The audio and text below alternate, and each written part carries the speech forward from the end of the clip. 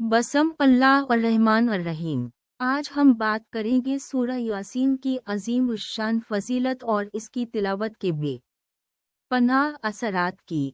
ये सूरत कुरान मजीद का क़लब है जिसकी तिलावत से दिल को सुकून मिलता है और ज़िंदगी में बरकतें नाज़िल होती हैं। रसूल अल्लाह सल्लल्लाहु अलैहि वसल्लम ने खुद फरमाया है कि सूरह यासीन दिल का नूर है। इसकी तिलावत से मुश्किलात आसान होती हैं, परेशानियां दूर होती हैं और रिज़्क़ में इजाफा होता है।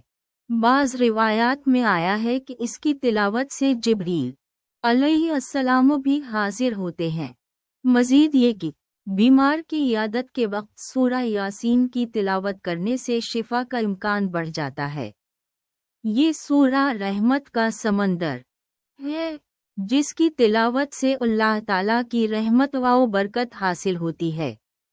इसलिए आइए हम सब मिलकर सूरह यासीन की तिलावत को अपनी रोज़मर्रा ज़िंदगी का हिस्सा बनाएं और इसके अजीम फ़वाइद से मुस्तफ़ीद हों।